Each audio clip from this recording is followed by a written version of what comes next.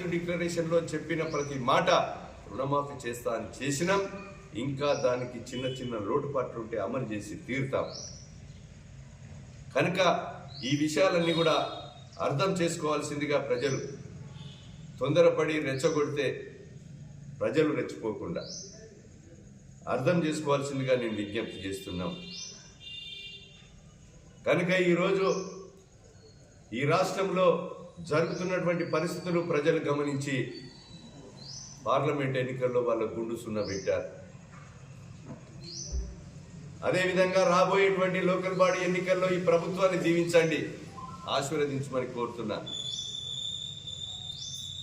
ఎలాంటి ఎన్నికలు జరిగినా రాష్ట్రంలో ఉన్నటువంటి ప్రజానికం, భూపాలపల్లి నియోజకవర్గ జిల్లాలో ఉన్నటువంటి ప్రజలందరూ కూడా ఈ ప్రభుత్వాన్ని ఆశీర్వదించండి, మమ్మల్ని ముందుకు నడిపించండి. మీ సేవకులుగా, పాలకులుగా కాకుండా సేవకులుగా మేము పనిచేయడానికి సిద్ధంగా ఉన్నాం, పనిచేస్తున్నాం. ఎక్కడ అవినీతి లేకుండా, అవినీతి అక్రమాలు చేసినటువంటి వ్యక్తులను వదలకుండా పనిచేస్తాం. పేదలకు అండగా నిలుస్తాం.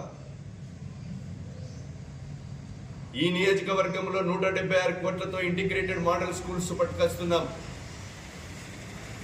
అదేవిధంగా బుద్ధారం నుంచి గొడవటంచ, బాగిరిపేట నుంచి 50 కోట్లతో ఆర్ఎన్బి ద్వారా నిధులు తెచ్చాం.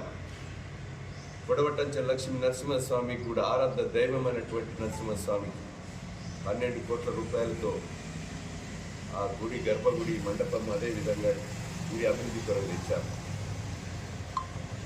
అంతేకాకుండా ఇక్కడ ఉన్నటువంటి ఏదైతే ఇండస్ట్రియల్ పార్కు 60 ఎకరాలు ఇచ్చి ఆ పార్కులో 200 ఇండస్ట్రీస్ను పెట్టే విధంగా 50 కోట్లతో ఈరోజు టెండర్లు కూడా పిలవడం జరిగింది. రోడ్ల కొరకు, కాంపౌండ్ వాల్ కొరకు, అదేవిధంగా డ్రైనేజీ సబ్స్టేషన్ కూడా వేయించి ఆడ ఇండస్ట్రియలిస్టులందరూ కూడా విచ్చేసి ఈ మీ నియోజకవర్గంలో, ఈ జిల్లాలో మీరు వ్యాపారుల కొరకు రండి, మీకు అక్కడ అన్ని రకాలుగా ఇండస్ట్రియలిస్ట్